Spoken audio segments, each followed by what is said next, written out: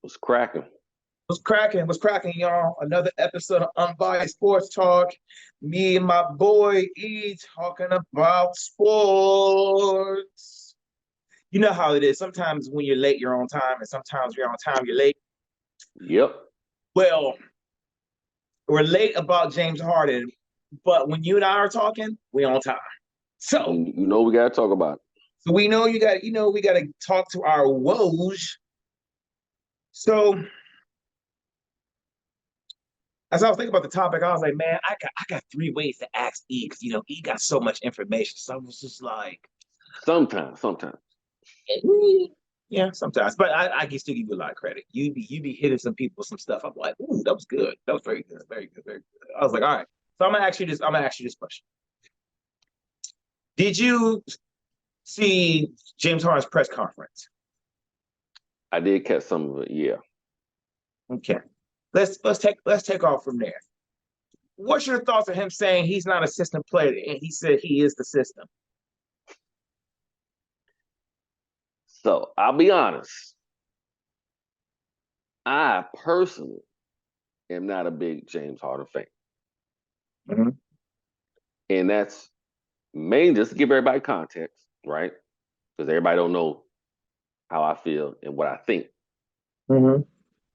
I've never been a fan of his style of play, even though he's put up big numbers. I didn't think that would lead to winning a championship, Mm-hmm. which up until now has proven to be the truth. So when he says he's a system, not a system, I understand what he means by that because he's had a lot of success winning games, put up high numbers by him being the focal point of the team. You know, pick and rolls, dishing off. I mean, honestly, similar to how your boy plays, LeBron James, another James.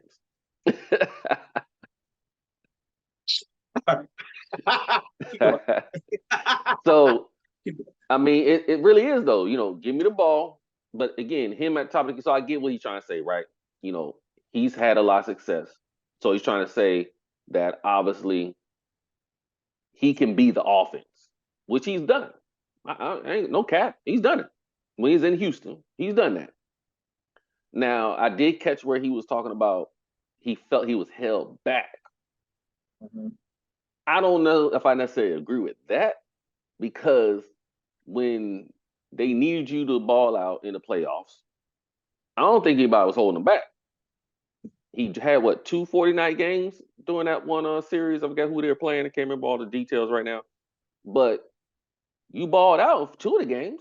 What happened to the rest of them? So they clearly allowed you to be you and do what you did in Houston when they needed you to. So I don't necessarily agree with him saying that I was held back and I need a coach that can work with me and I be flexible on the fly and all this other jack. Like, bro, I just need you to go out and ball out. So I just necessarily I don't totally agree with him making that stance, but I understand what he's saying. But again, I'm not a huge fan of his to begin with. So I'm biased on this particular topic. I've proved to me that you can win at a high level, and you now have had this is gonna be your third or second team with a trio, a big three. Ain't no excuses, bro. Like if they don't make it to the Western Conference Finals, I feel it's a failure. To get back to the press conference, when he got to that one part, he said that, like you, I understood what he meant, but I also understand the choice of words to say what he really didn't want to say. He really didn't want what you said. He don't want to be second fiddle. He wants to be number one. I didn't say that. Huh?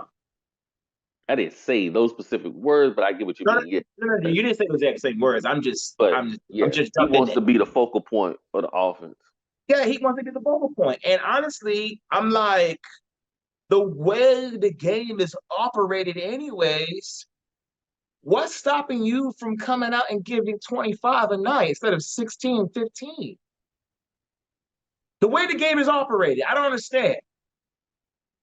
especially in Philly, when you were clearly number two, and at sometimes they need you to be number one. Like nobody And looking then for Tobias Harris to be number two. You was number two.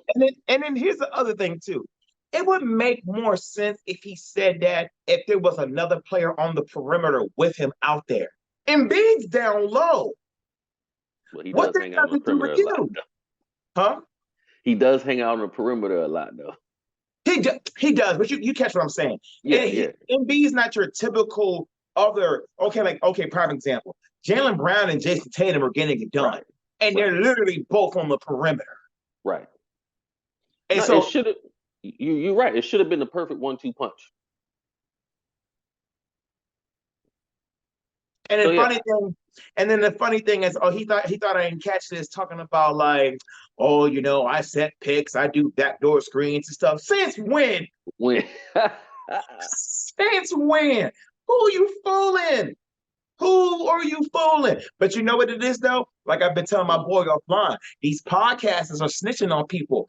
Tony Allen said this on All the Smoke. Tony Allen was talking about like how he don't really see. No, correction. Let me not put words in Tony Allen's mouth. He was talking about like still going out there and still being a basketball player. Setting screens, doing backdoor screens and stuff, pick and roll. He said he's going to see James Harden eventually exiting out the league the wrong way compared to Carmelo Anthony. right. And I was like, I can see that. So Yeah. that's that. That's that with the And press. Go on, my bad. sorry if you about to go this way. I think you'll. But to speak about Harden on the Clippers, right? Hey, I'll Now, probably go there. I'll probably so go yeah, there. Go on. I feel so he's on the Clippers. So all right, he got out. He got what he wanted again. Okay, fine. Okay. My issue with the Clippers is I personally, if I was the Clippers, would have looked to get a stretch big or a big man who can shoot, whether it's a 4 or a 5, don't matter. And a point guard, a guard who can distribute, shoot, hit threes, play solid defense. Again, I would have rather them going after Jay Holiday than a Harden, right? But Yeah. My issue with Harden is not to say that obviously, all right, he's going to give some offense because we've seen that throughout his career. But my issue is what you were just speaking to when he doesn't have the ball, because on this team you got 3 other people who have the ball a lot, and 2 of them are clearly better than you, or at least on the team are going to be required to do more than you. I should put it that way. In Leonard, Kawhi, and PG, and they're going to have the ball in their hands down the stretch. So, are you going to be willing to move without the ball and not just pass the ball off and then go stand in the same spots you pass the ball from? Not even relocate to the corner, do it. Just pass the ball, stand off in at the top of the key. So the reason why somebody like Curry is really, really good is because he does all those things. He sets picks. He runs around screens. He moves without the ball, even though he can bring the ball up. So that's what you're going to need Harden to do when he's got the other 3 guys in the game, because ideally you would let Westbrook handle the ball because he can't shoot as well as the other 3. So let him handle the ball, distribute, Harden, come around screens, catch and shoot. You know what I'm saying? Will he be willing to? If he's willing to do that, then yes, I think they'll have success with him. If he's not willing to do that, and he's trying to play like he played in Houston, I think it's going to be a long season for them, and then they're not going to succeed in the playoffs if he plays that way. I agree. Listen, I'm what's the word? I'm baffled because it's like you can say what you want to say about numbers. Tape does not lie. Tape has been out on you for the longest on how you go about playing the game of basketball. You and plenty others kick it out there on side of the perimeter. Y'all do the most less movement I've ever seen. Right. And so now, don't get me wrong, I understand the math because when I watched the game with the Lakers and the Clippers, and the Clippers lost by 5 points, I believe it was 130 to 125. Yeah, something like that.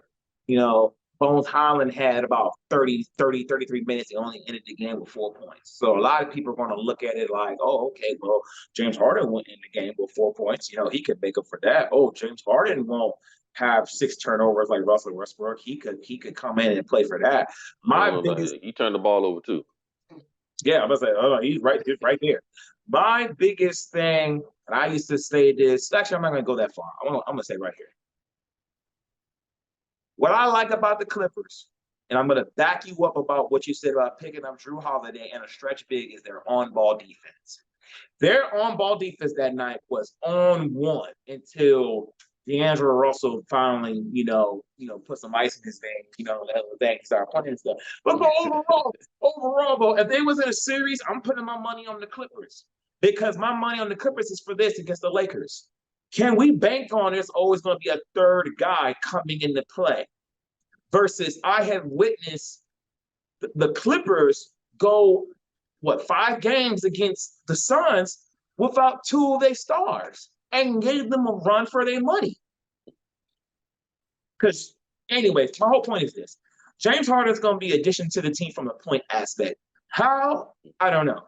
Because it all just depends on where he is on the floor and stuff. And then my biggest thing, and I asked this, no, I didn't ask you, I asked somebody else.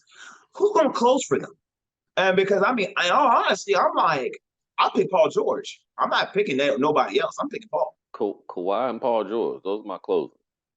Right. Because the great thing about Russell Westbrook is this. He has already shown in his career at the LA Lakers, actually even at OKC, he does not mind deferring to other people. People need to keep this on the record about Russell Westbrook. Yep. Most of his teammates either won the MVP, they were either a MVP candidate, or they were about to win the scoring title. Mm-hmm. So he's not a problem as much as people think he is. He's really an addition. And he showed with the LA, he doesn't mind coming off the bench. You know how many superstars mind coming off the bench? No, you 100%. Russ has shown that he's flexible. He's shown to be a team player. And the thing I like about Russ, and I say Russ has grown with me over the years because he was another one that I didn't care. I shouldn't say I don't care for his style of play. I just felt he didn't make the best decisions, which led to mistakes down the stretch and not winning games he should have won. But what I do like about Russ is he always gives 100. You know what you're going to get out. You know you're going to get the effort on both ends of the floor. And that's what scares me about Harden. I don't know what I'm going to get from him. Is he mentally going to be there? Is he going to be in it when he's invested and he's involved? Yeah, he can be a great addition. But that in the chemistry, will he mess up the chemistry? Because the Clippers were showing great chemistry with the team they had. Mm-hmm. And so the only positive, here's a positive that I was outside of, like you said, the offense that you've been speaking about, is we know, and I give credit to who I think it was Chris Broussard, somebody talking about this. We know Kawhi and PG historically get hurt. So having someone like Harden who can step in and put up big minutes and points and basically be an insurance policy for those two if they get hurt or one of them or both of them are out for significant time during the season, it's like an insurance policy. You can still win games with both Westbrook and Harden because Westbrook gonna play. He hasn't shown to have that injury history. So we're anticipating one of those two being out for a significant amount of time. Harden helps bridge that gap. What they're going to have trouble do is when they have all 4 of them, and ideally you will want all 4 of them in the playoffs, how will they manage their minutes, and will Harden be able to be a team player in that scenario and do what they need done? And honestly, that is the one more pro. At least the trade happened now. So you have 79 games to kind of get it right. I have some pet peeves about sports, about how, there's the obvious. Like, come on, it's so obvious. Like, why are we having this discussion? And what's going to bother me is now we get the media. It's going to, and not to say that we're not the media too, because we're the media, so we're going to kind of do the same thing. But guess what's about to happen? The media is about to fall back on the pressure of Russell Westbrook because James Harden was there. The media is about to fall on Ty Lue to see how he's going to orchestrate this offense. Because to this point about this, right? Truth be told, a lot of people wrote off the Clippers because of the injuries between Kawhi and Paul George. They have not been in, they haven't been in any conversation that I've heard over the summer about an NBA title. And I'm gonna be clear, I'm a Russell Westbrook fan, so to let people know. I like being the underdog. I like not being talked about. You know what I mean? Y'all talk about everybody else. I like all this attention on the Denver Nuggets, the Warriors, the Lakers. I like it. When you bring somebody like James over, it's like, great, thanks. What do you mean? I think they even shot up in the bet, Las Vegas odds. I think they number one, number two now. They jumped up there. But from the point standpoint, mathematically, I understand, and I guess that's what a lot of these people in the office do. They do the math. It makes sense. On the film, it don't. It don't make no sense. And honestly, you got both Kawhi and PG in option years at the end of the year, so they may not stay. So like this is, I think, also a last ditch effort. Like this is the year. If they're gonna do it, it's this year. So I think the team is thinking, all right, let's do this. See if it gives us the best chance to win it all. So, like I said, I don't knock the team for doing it. I personally, because I'm not a fan of Harden in the way he's orchestrated things over the past few years, I wouldn't want to risk the team chemistry with a player like that. I would have tried to make moves to get additional pieces, more than one player.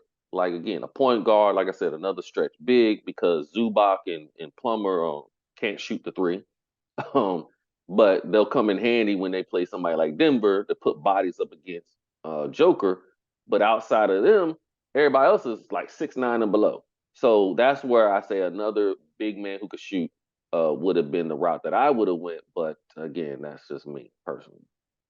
Well, we got 79 games to see what's going on. I believe Monday night they're going to play the Knicks, and James Harden should be suited up.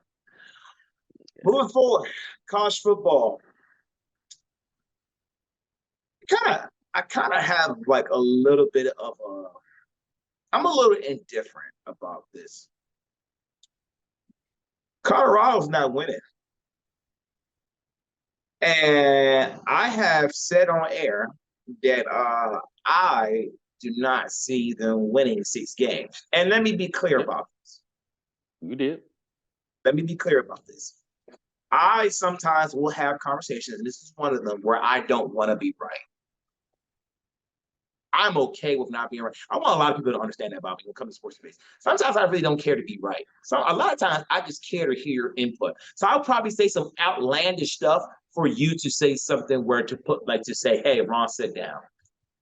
Now, this is not outlandish for me personally, because me personally, I've watched college football. Like, I watch it a lot, to understand how each division works and like people, I can't remember what's our boy name, Mo. I can't remember what he said about drafting, about how it doesn't measure people, something like that. Something around the realm of the measure. I mean, drafts don't really measure a player. True or not true? I would say true or not true, because drafts have its own purposes. But here's my thing: I was trying to explain to him. Mm-hmm. Pac-12, Big Ten. Is it the Big Ten? It'll draw my memory later. Texas and all them. And there's probably one more. Anyways, I use those two because those have been my big 2 I've seen. And Javon has said this also. Y'all are known for not putting out defensive players in the first round. The last time I remember, well, actually this past year with Gonzalez from Oregon, he went to the Patriots. Outside of that, the last time I recall, the last time they had a first-round pick from the Pac-12 was 2012. On defense. On defense. You know what that tells me? I'm talking about the DBs. You know what that tells me? Y'all are very low over there in the sense of like offense. So everybody would think, Colorado will come in there and splash on them because there's no real defense. But here's my thing, what I have said before. There's pros and cons of getting 53, 60 guys, transfers, high school players all on one team. You are a cake that's trying to build from the bottom, while there's so much other cakes in that conference, no matter what their name is, they just need a little bit of icing, a little bit of fruit, whatever else to put on cakes. I'm not too much of a cake person, so all y'all edible arrangers people can help me out. But my point is this: you're going to a team that just needs simple plugins. Y'all did the most to get the team together. Now, congratulations on the 4 wins. Congratulations on the 4 wins, because it is very hard to get any type of win in football, to be clear. So to go from 1 to 4, that's amazing. I think my bigger problem is this. I follow their media, the well-off media. Yep. Deion's son, Junior, blogs about them every day. Yep. And it's kind of similar to what I'm saying about James Harden.